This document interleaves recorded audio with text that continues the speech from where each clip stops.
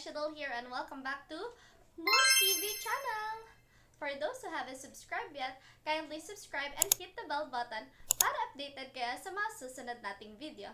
And also, pwede nyo rin akong isubscribe sa aking personal YouTube channel. Just search for Esshi Doll!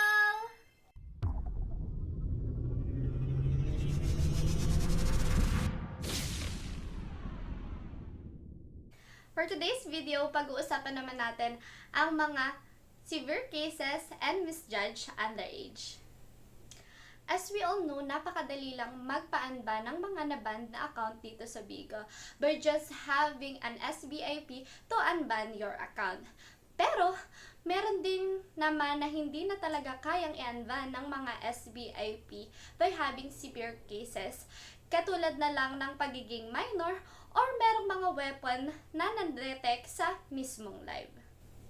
Dito nga sa severe case ay kailangan mong gumawa ng extra steps para ma-unban ang iyong naban na account sa Bigo. Kailangan mo lang i-collage ang mga pictures ng requirements ng mga sumusunod. Number 1. Front side of your ID. Number 2. Back side of your ID.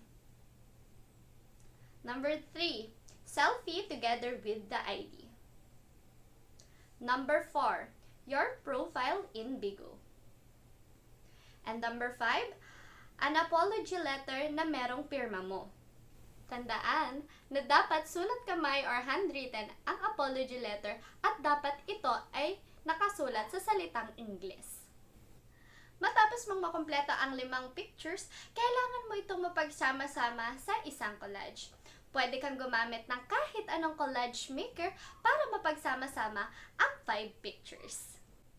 Kung meron ka ng collage, maaari ka na mag-file ng severe case form or di naman kaya ay ibigay mo ito sa SBIP na tutulong sa'yo para mag-unban ang account mo at sila na ang mag-file ng severe case form.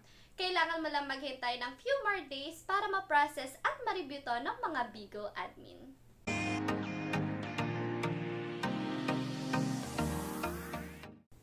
Next naman ay misjudged of being underage. Ang AI ni Bigo ay laging nagmo-monitor ng lahat ng live. They are not perfect and minsan nagkakamali din ito. And it will misjudge some host na naka-live as minor kahit over 18 years old na ito. Sa mga ganitong scenario, kailangan mo lang gumawa at mag-submit ng appeal.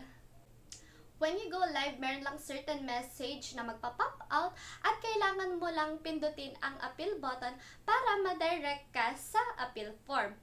Dun sa page na yon, kailangan mo lang mag-fill out ng necessary information and sa appeal reason, kailangan mo lang ilagay ang misjudged of underage.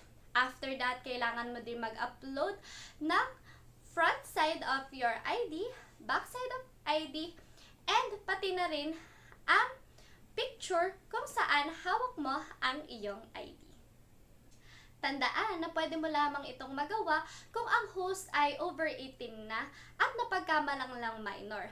Pero kung merong nakita talaga minor or bata sa inyong live, ang kailangan mo nang i-file ay ang severe case. Alright, I think that's it for today, guys. Hope may bago na naman kayo natutunan about severe cases and misjudged of underage. Kindly like, share, and subscribe kung nagustuhan nyo ang video na to.